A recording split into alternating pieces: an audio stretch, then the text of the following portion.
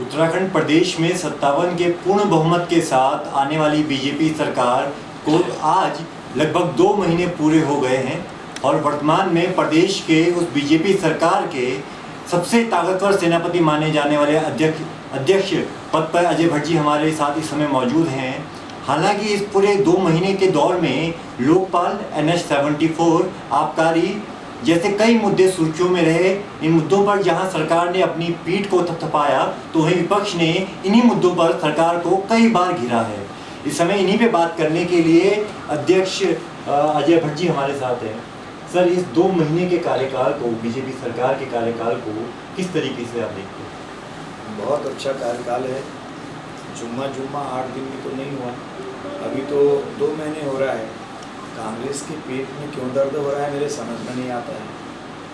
आप देखिए, हमने ट्रांसफ़र पॉलिसी नहीं बल्कि ट्रांसफ़र एक्ट बनाया और उस एक्ट को सदन पर रखा। विपक्ष ने ऐतराज़ किया तो हमने कहा चलिए आप जैसा चाहते हैं वैसा बनाते हैं। प्रवर समिति को खुद ही भेजा, उसमें भी आप लोगों की उपस्थिति नगण्य हो रही है, आ नहीं रहे।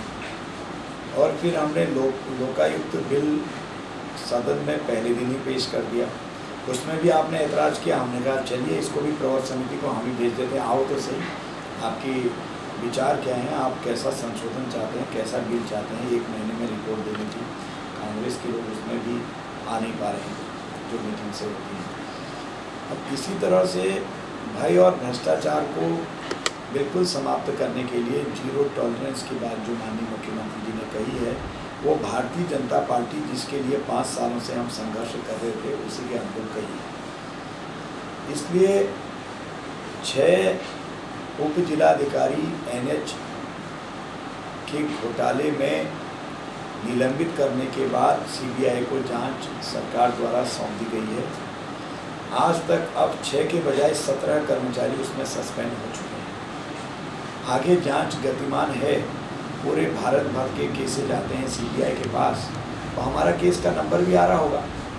अभी तो जो माननीय मुख्यमंत्री जी से पूछताछ कर रही थी CBI, उसके बारे में पूरा पता नहीं चला है।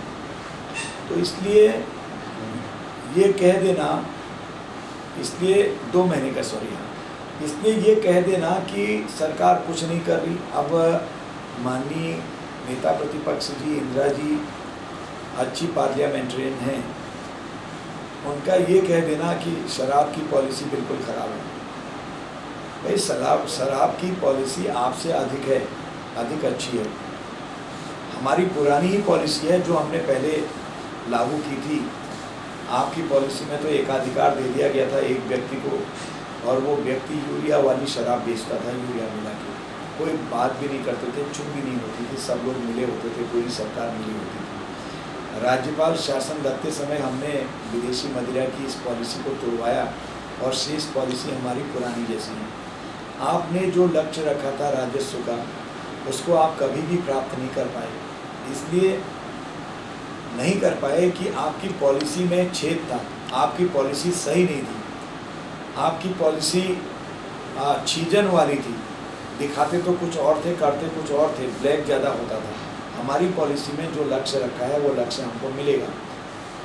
और जहाँ तक बात रही है कि विपक्ष बोलता है कि नेता प्रतिपक्ष को क्यों नहीं बुलाया पॉलिसी बनाते समय, हम नेता प्रतिपक्ष जी से और कांग्रेस के लोगों से पूछते हैं। 5 साल तक हमने भी नेता प्रतिपक्ष की भूमिका निभाई। तो जिस समय आपने अपने मन मुताबिक पॉलिसी निकाली और अंडर टेबल एग्रीमेंट किया, हमने उस बात को उछाला। उसके बावजूद भी आपने कभी टेबल टॉक करने के लिए विपक्ष को नहीं बुलाया। पॉलिसी तो दूर की बात है। इसलिए जो भी गवर्नमेंट होती है वो अपनी पॉलिसी चलाती है। अगर विपक्षी को सब जगह शामिल कर लिया तो फिर वो अपनी पॉलिसी कैसे चलाएगी? विपक्ष तो अपनी पॉलिसी पर जोर मारेगा। बीते रोज अभी जो आबकारी नीति आप सरकार द्वारा बनी है, उसमें विपक्ष सवाल उठा रहा है कि पर्वतीय जिलों में जो आपने टाइमिंग निर्धारित की है ठीकों की, सुबह 12 बजे से शाम की 6 बजे तक, ये खंडूरी जी ने भी इस नीति को अपनाया था, लेकिन भारी विरोध हुआ, उसके बाद उनको बदलना पड़ा। इसी पे आगे जाके त्रिवेंद्र सरकार को भी इस नीति को बदलना पड़ेगा। उनकी ये मांग है कि वे 10 बजे से शाम 10 बजे तक इसको इस समय को बनाएं ताकि तस्करी रुक जाए। इससे क्या होगा, तस्करी बढ़ जाएगी पहाड़ी क्षेत्र में। देखिए, पर्वतीय क्षेत्र में सुबह सुबह पीने कोई नहीं आता है 10 बजे, इसको पीना ही होता है। दूर दराज से आते हैं या शादी ब्याह या कहीं पर शुभ काम के लिए कोई चीज़ ले जाते हैं, तो वो 12 बजे से ठीक है, और रात के 10-11 बजे तक खोलने से ही तस्करी बढ़ती है। क्योंकि पर्वतीय क्षेत्र में जल्दी लोग सो जाते हैं और जल्दी उठते हैं, ठंड का मौसम होता है, और तस्करी शाम को अगर आप खोलेंगे तो रात को गांव-गांव में शराब पहुंचा रहे हैं। आज भी अधिकांश लोग ऐसे हैं जिन्होंने गांव-गांव में शराब पहुंचाने के लिए ठेके दिए हुए हैं, बाकायदा बेरोजगारों को रोजगार दे रहे हैं वो शराब पहुंचाने का। विकास तो ये सरकार नहीं पहुंचा पाई कांग्रेस की, शराब गांव में पहुंचा दी है। इसलिए ये कह देना गलत बात है कि हाफ टाइमिंग खंडूरी जी के ज़माने में हुआ था, विरोध हो गया। कोई विरोध नहीं है। जनता समझती है कि भारतीय जनता पार्टी धीरे धीरे शराब को बंद करने वाली है। हम धीरे धीरे इसको बंद करेंगे। अब हमने सेस लगा दिया, आपने देखा होगा, शराब की कीमत बढ़ जाएगी। पीने वाला सोचेगा थोड़ा, जो ज़रूरी जो एडिक्ट होगा वही पिएगा, या फिर जिसको ज़रूरत होगी वही पिएगा। तो हम धीरे धीरे मद्य निषेध विभाग को भी प्रारंभ कर रहे हैं, मद्य निषेध को भी अच्छा चला रहे हैं, ताकि अवेयरनेस भी आए, लोगों को समझाया भी जाए कि शराब पीना अच्छी बात नहीं है। इस तरह से जहाँ एक तरफ रोक लगेगी, वहाँ पर दूसरी तरफ जो तस्कर लोग हैं वो भी तस्करी नहीं कर पाएंगे। जो रेवेन्यू का लॉस होता है खजाने को, उसको भी रोकने का हम प्रयास कर रहे हैं। थोड़ा ये जरा समझा दीजिए साहब कि एक तरफ तो सरकार कहती है कि राजस्व कमाना शराब से हमारा मकसद नहीं है, दूसरी तरफ राजस्व का जो टारगेट है वो बढ़ा देती है। तो इन दोनों विवादास्पद जो ये बयान है, इनको किस तरीके से लिया जाए? देखिए, साल दर साल राजस्व बढ़ाया जाता है, ये एक नियम है। जो सही परिवार या सही आदमी है बिजनेस में, वो अपना लक्ष्य रखता है हमेशा कि हम इतने लक्ष्य तक मेहनत करेंगे। तो आबकारी विभाग ने भी एक लक्ष्य रखा है कि हम अपनी जो शराब है, अच्छी क्वालिटी की शराब बेचेंगे। तो विभिन्न माध्यमों से जो छीजन में जाता था आज तक, मैंने पहले भी बताया, छेदी छेद के इनके पॉलिसी में जो रेवेन्यू खजाने में ना आके व्यक्तिगत जेब में जाता था, वो जेबों को बंद करके हम अपने टारगेट तक अचीव करेंगे। चीज़ उतनी है, हम नई दुकानें भी नहीं खोल रहे, लेकिन उन्हीं में से हम टारगेट बढ़ाएंगे, क्योंकि वो इन लोगों ने इस किस्म की व्यवस्था बनाई थी। खरीदने वाला बेचने वाला एकाधिकार था, और वो अपने जेब में ज़्यादा पैसा जाता था, और जो खजाने में आना था वो कम पैसा आता था। इसलिए उसको रोकेंगे, उस पॉइंट को अच्छी तरह से चेक करके बंद करेंगे, ताकि राजस्व का फ्लो लक्ष्य तक जा पाए। एक बड़ा जो घोटाला आपकी सरकार ने उजागर किया था NH-74 का, जिसमें कुछ अधिकारी, जैसा कि आपने बताया, सस्पेंड कर दिए गए हैं, लेकिन विपक्ष अभी भी ये कह रहा है कि PCS अफसर नाम ले रहे हैं उस बड़े मंत्री का, उस बड़े नेता का, लेकिन बावजूद इसके सरकार CBI को खत तो लिख रही है लेकिन जांच शुरू नहीं करवा रही है।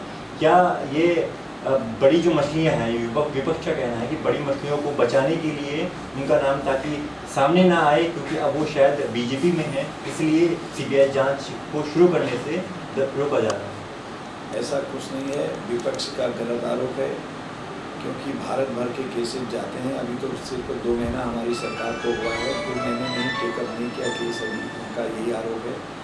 वहाँ पर केसेस के ढेर लगे रहते हैं, CBI उसको लेगी और CBI को संस्तुत कर दिया, जो हमारे हाथ का काम है।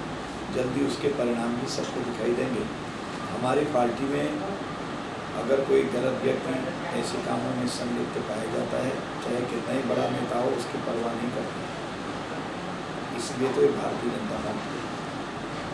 हरीश रावत जी ने एक बयान दिया था कि अभी आप लोगों ने मुझे 25% देखा है, 75% देखना बाकी है, जीत के आने दीजिए, 75% अपना मैं दिखाऊंगा।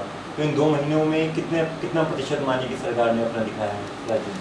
इसी बड़बोलेपन के कारण तो हरीश रावत जी की ये दुर्गति हुई।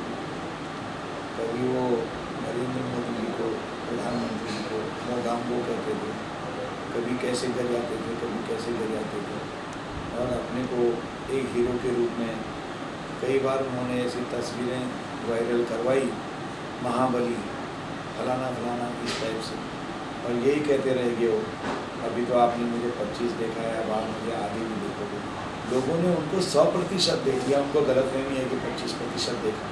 सारे लोगों ने 100% देख लिया उनको, और उनको देख भी लिया उनकी क्या स्थिति है और क्या हैसियत वो पॉलिटिक्स में रखते हैं, यहाँ की जनता ने बता दी। अब अध्यक्ष के तौर पे अब जो सरकार चल रही है अभी संतुष्ट हैं आप? बिल्कुल संतुष्ट हैं, 100% नहीं 200% संतुष्ट हैं, क्योंकि नीयत साफ है सरकार की, लक्ष्य साफ है, भ्रष्टाचार पर 0 टॉलरेंस की बात जो रखी है उसको सत्यता से उसका अमल हो रहा है। हमारा जो दृष्टि पत्र है उसके आधार पर हम कार्रवाई कर रहे हैं, एक एक चीज़ को विकास पथ पर हम आगे ले जा रहे हैं। प्लास्टिक इंजीनियरिंग यहाँ पर आ गई है, केंद्र से हम ले आए हैं। निफ्ट कल आज 4 दिन हो रहे हैं, निफ्ट जैसा संस्थान उसको हम यहाँ ले आए हैं। मेडिकल कॉलेज जो श्रीनगर और अल्मोड़ा है उसको आर्मी को दे दिया है, वो हमारी पहाड़ की सेवा करेंगे, पूरे ओपन फॉर ऑल होगा, जबकि आर्मी हॉस्पिटल्स में जा नहीं पाते हैं कोई, तो डॉक्टर्स की सारी कमी दूर हो जाएगी। इस तरह से बिल्कुल 100% भ्रष्टाचार के खिलाफ कई मामले हमने ओपन किए हैं, और जो द्रुत गति से काम हमारा चलना चाहिए था, बीच में कांग्रेस के शासन में रुक गया था, वो विकास कार्य फिर से प्रारंभ हो गया है। तो 2 महीने का समय बहुत नहीं होता किसी चीज़ के आकलन के लिए, लेकिन जिस गति से और जैसा काम सरकार कर रही है वो 200% सही काम है। न भय न भ्रष्टाचार, अब की बार बीजेपी सरकार, इस नारे के साथ आई बीजेपी सरकार को आज 2 महीना हुआ है। उसके इन 2 महीनों के कार्यों में अजय भट्ट जी संतुष्ट दिखाई दे रहे हैं और कह रहे हैं कि 200% सरकार ने अपना दिया है और आगे भी इसी तरीके से देती रहेगी। हेलो उत्तराखंड के लिए अपने सहयोगी हरीश के साथ मैं मयंक ध्यानी, देहरादून।